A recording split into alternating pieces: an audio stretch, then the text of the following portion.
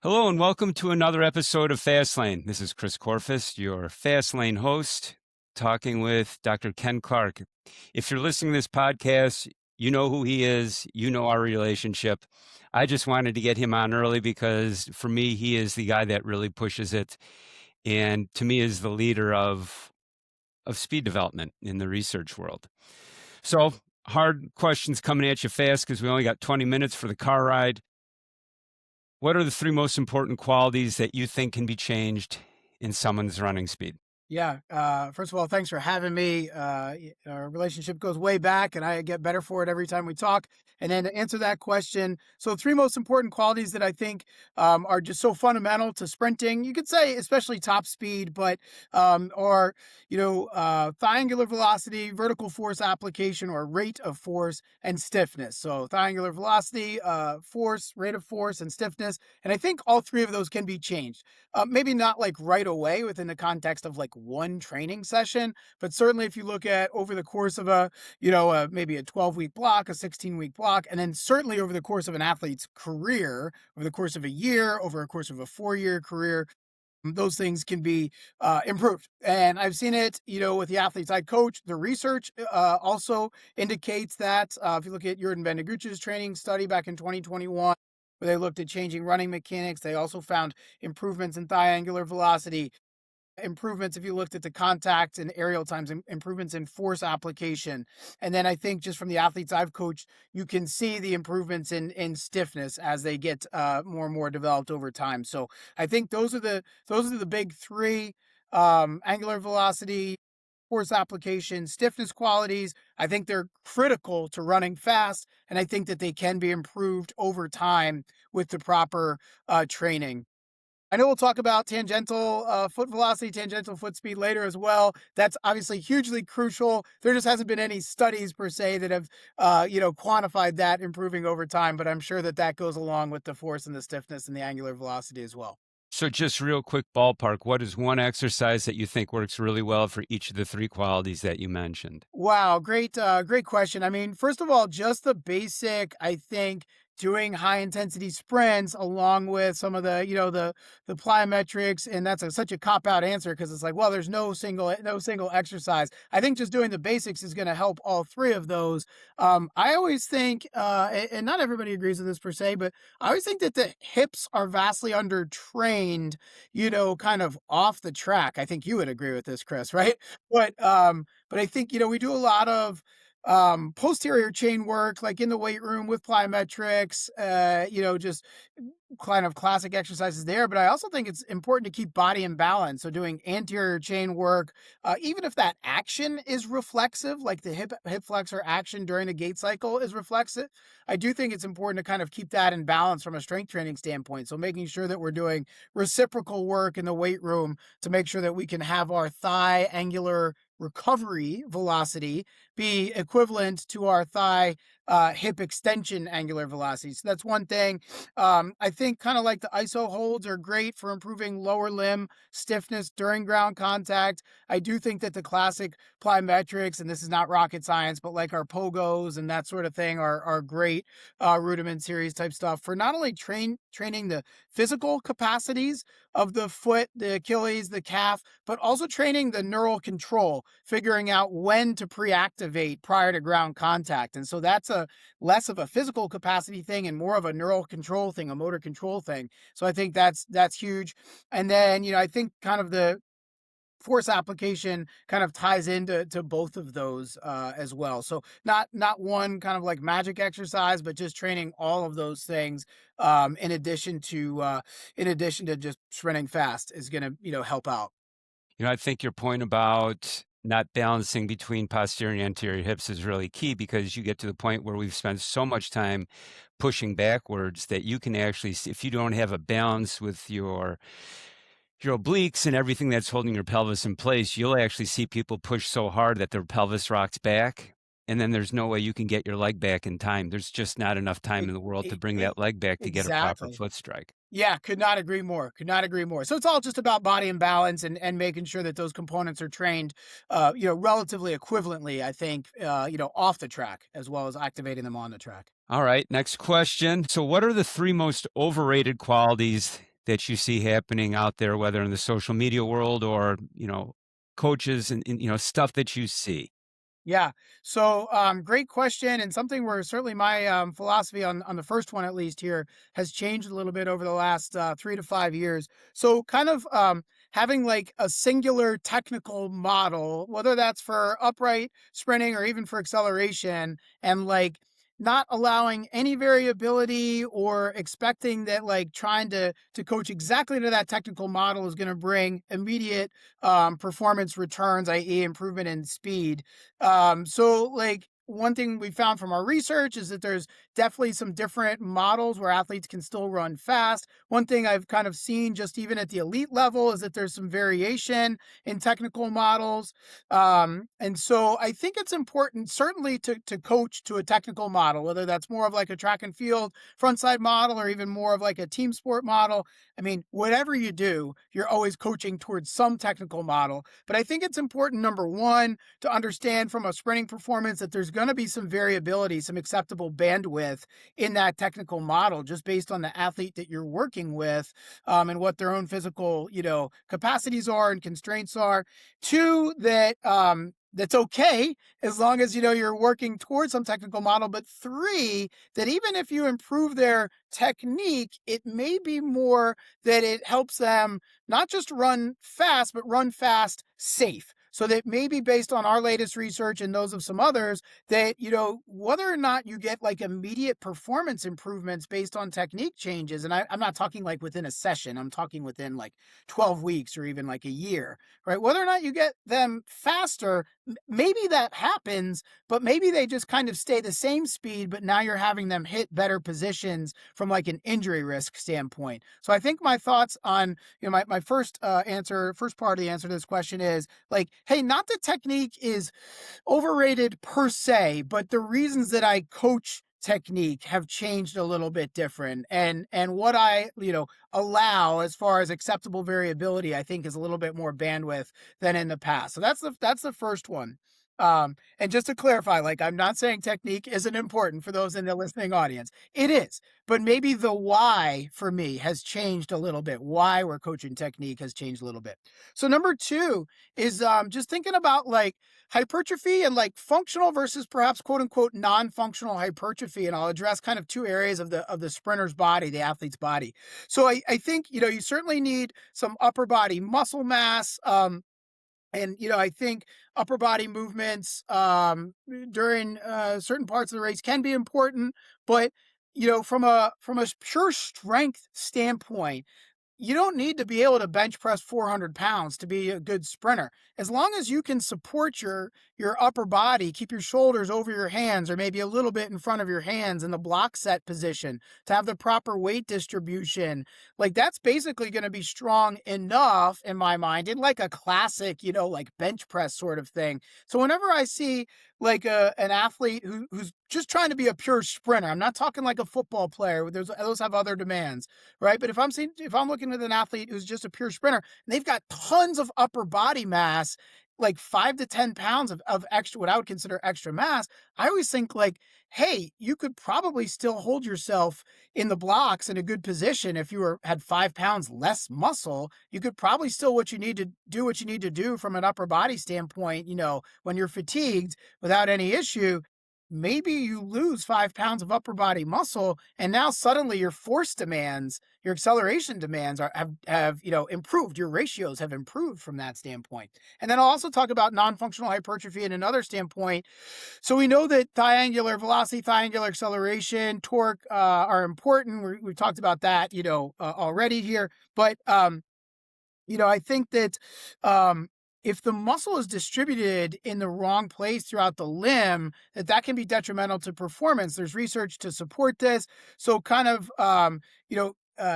the muscles around the hip flexors, the hip extensors. We all know that you need to have, powerful hip extensors, but also hip flexors, iliopsoas, and the ratio of the cross-sectional area for like iliopsoas to the quads, for example. You want to have that muscle mass distributed close to the hip from a proportionate standpoint. You don't want big quads, with small hip flexors. That's not going to be a good thing for being able to rotate the thighs.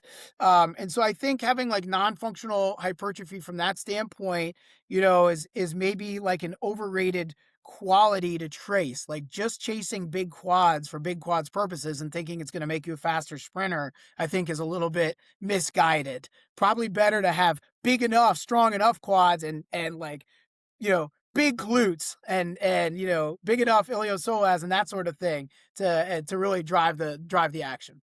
Yeah, there's it's a teeter-totter, so you've gotta have something on the other side to hold that leg that's flaying around, and the more weight that's on that leg flaying around, the further the weight goes out, the harder it is to reverse that. You got it, 100%. So yeah, as far as overrated of sorts, that's just kind of where my brain's at lately, as far as like what qualities we're chasing. Yeah, well, great. What do you think are well, let me rephrase that. What do you think is one thing people are missing when you see people train? What's the thing that it's like, "Why aren't you doing this?" Yeah. So my big kick lately is I think everybody knows is like hip torque, and that's just kind of like a conceptual thing as opposed to something like, all right, maybe go measure it in a lab on like a device or something like that. But so essentially, hip torque is related to the ability to switch the thighs at the peak flexion, peak extension standpoint. So if you get like a good split, maybe you're at like 100 degrees at top speed, or even like 105 degrees at during the acceleration. So you have a good split between your peak thigh flexion and your peak thigh extension. The ability to hit those positions and then rapidly reverse it, where the front thigh goes from peak flexion, but then rapidly scissors or switches into extension, and then the back thigh is extended, but now it needs to rapidly reverse and come forward. Like, that is essentially looking at, from a biomechanics standpoint, like thigh angular acceleration, right? So how quickly can you reverse those thighs, switch or scissor them, whatever you want to call it. From a physics standpoint, thigh angular acceleration is going to, be very much correspond with torque, like hip torque. Like how much torque do you have to be able to rapidly reverse those? And of course, those demands are going to be different, not just depending on like how fast you're trying to move the limbs, but like how long your legs are, what the anthropometrics of your limbs are. Are you kind of like a big, 240-pound linebacker that's got long legs that are also very muscular? Are you a shorter athlete that's got like thinner limbs, that sort of thing? So the demands are different based on the length and the girth of your limbs. But regardless, if you want to be fast, whether you're an elite sprinter trying to be fast, or whether you're a linebacker trying to be fast by linebacker standards, you got to be able to switch the limbs. And that comes down to being able to kind of go from a positive thigh flexion velocity to a reversal into extension, or vice versa. And either way, that requires large amounts, peak magnitudes of thigh angular acceleration, and the physical capacity that underlies that is hip torque. And so, okay, can you get at that by sprinting? Yeah, maybe. But now we're looking at maybe into some other things. And Chris, this is in your wheelhouse, off the track, where maybe you're working on kind of some using the 1080 if you have that type of access, or maybe it's using the sleeves, the Lila sleeves, to try to get at that in some other ways. And so I think this takes a little bit of outside the box thinking for how to kind of address this and improve that quality in people that are past developmental. I think kind of once you're, if you're like developmental, high school, even early collegiate, probably all the basic stuff, is going to help that. But kind of once you get to the upper levels, maybe that takes some, different outside the box thinking to try to improve those capacities. And I don't have all the answers for sure. It's just kind of something over the last 5 years where I'm like, hey, I think this is important. How Yeah. can we best get at that? I think that's one thing that the weight room has a carryover to sprinting is reversal strength. You're only as strong as you can reverse the weight from that. And I think the same thing holds true with sprinting, that you've got a limb coming at, well, 80% of what your running velocity is, with a lot of angular velocity, and you've got to stop it and bring it back while the other leg comes back through. So really, it's about reversal strength.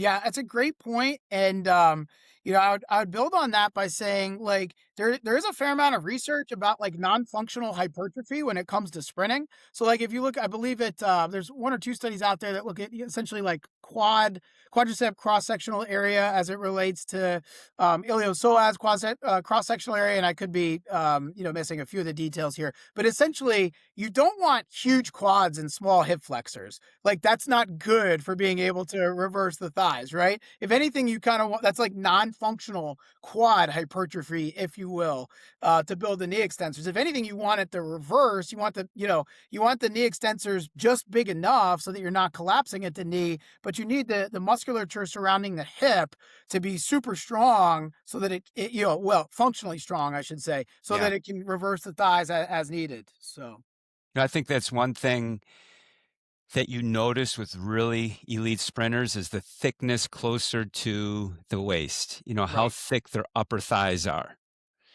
Yeah. Um, and I think Absolutely. there was another research that came out where they did an MRI and they cross-sectioned through and how big the adductors really were and how big the rec fem was higher up, all those different things. Yeah, no, But and it makes sense. I mean, for sure, it makes sense from a kind of design standpoint, as if you wanted to build a fast sprinter, so to speak, like how you would build them. And it's different if you look at like a sprint cyclist, where the demands are different. High different, power yeah. output athletes, but different physical demands from a biomechanics standpoint on the cycling track, if you will. And they got huge quads. Right, because the knee extensors are so much more important, relatively speaking, from a cycling standpoint, but not the case from a sprinting standpoint. Still important, but not as important as what's going on at the hip and probably the ankle. And so, got to build the athlete to match those demands, so to speak. Yeah. All right, we got time for two more questions. I'm going to roll two into one. Okay. All right, so this is about a learning process. You've gotten to work with Peter Wayand and Ralph Mann, probably the two cornerstones for sprint development and sprint research. And you've gotten to work with a lot of Olympic athletes recently with USATF. So what have you learned from those? How have those experiences changed the way you think, changed the way you thought things were, and what they actually are? Yeah, wow, what an amazing question. And it's a great opportunity to allow me to reflect on how fortunate I've been and the incredible mentorship I've received throughout the course of my academic and then just kind of applied career. I'd also like to throw in Dr. Larry Ryan, who was a mentor of mine in the lab along with Peter. And so we're working with those people, and you're right. I mean, Peter and Ralph are like the cornerstones. If you say sprint biomechanics, like from a historical standpoint, those are the first two names that probably come to mind. Obviously with Peter and Larry in the SMU lab, just an incredible lab experience, such incredible training. And I'm probably giving you a longer winded answer than you want, but That's incredible okay. We training can on the, run over. I think if people are listening at this point, they're gonna get it for the ride back. yeah, that's right. So incredible training from a biomechanics standpoint, incredible, like, hey, how do you ask the right question? How do you form the right hypotheses and then test those hypotheses? I mean, that's what Peter is really, really good at. And then, obviously we just had the lab and access to athletes there to be able to test those hypotheses. And so with Peter and Larry in the SMU lab, it really allowed me to kind of formulate ideas about, okay, what are the things that most elite athletes do? Like, what does it take to really hit this super high level of performance?